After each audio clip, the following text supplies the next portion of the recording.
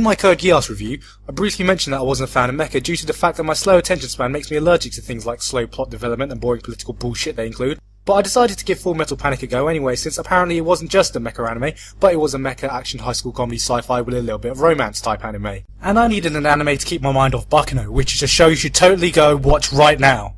Sorry, back on topic. Full Metal Panic circles around a girl named Konami Chidori, who looks like a normal schoolgirl on the outside, but is actually one of a select group of people called the Whispered, which doesn't mean she can only speak below 3 decibels, but actually means she has secret knowledge on quote-unquote black technology, which apparently gives mechas the ability to go Super Saiyan or some stupid logic like that which would only ever make sense in anime. So to prevent her from getting into the wrong hands, a secret military organisation who've named themselves Mithril, which I suppose is a better name than calling your secret organisation G.I. Joe, sends out one of their child secret agents, Sosuke Sagura, to secretly become Konami's bodyguard. And so after that, terrorists attack and mechas fight and stuff, you know the drill. The cast for this anime is pretty solid, with Konami being, well, you can say she's a bit short-tempered. Okay, very short-tempered. Okay, so she does get angry a bit, but at least she tries her hardest to stay calm. And then we come to secret agent boy wonder Sosuke Sagura, whose complete lack of common sense makes up the comedy of this series. Now, I thought there were certain qualifications you had to have before becoming a secret agent, like speaking at least 12 different languages, having a wide array of gadgets, or being able to fuck a girl on a speedboat. But not only does Sosuke possess none of these qualities, he seems to have skipped the first lesson in being a secret agent since there's nothing secret or discreet in anything he bloody does. Okay, so he isn't really a secret agent, he's more like a child soldier. But my previous statement still remains, and secret agent sounds cooler anyway. Then we get to the other characters of Tessa, a 16-year-old schoolgirl who's captain of a submarine. I know.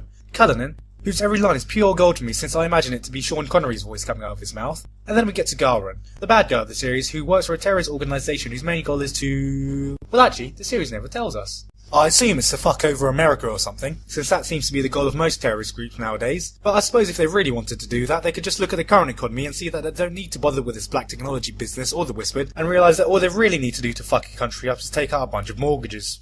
Now, with this being a mecha action high school comedy sci-fi with a little bit of romance type anime, it runs the risk of trying to do too much. But luckily, Full Metal Panic doesn't suffer from being a mecha action high school comedy sci-fi with a little bit of romance type anime, and does this by keeping the comedy and action apart from each other while putting the romance somewhere in the middle.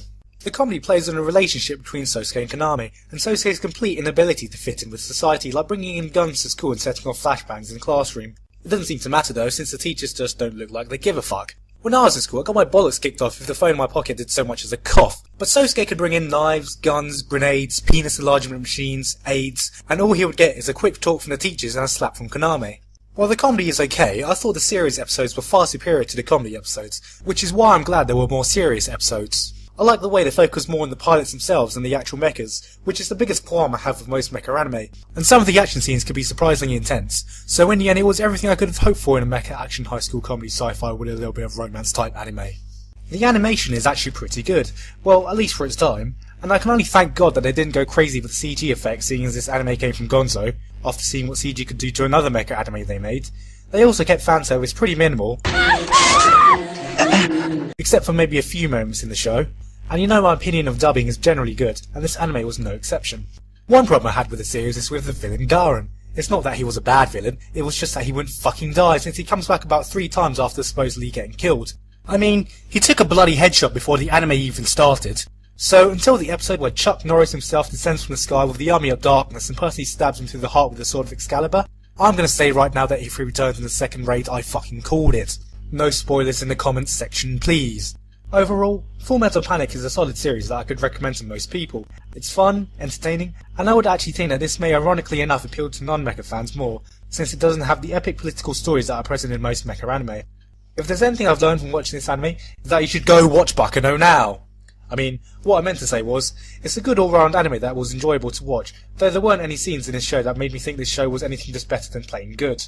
So for that reason, I give this anime a solid 8 out of 10. But seriously, go watch Baccano now.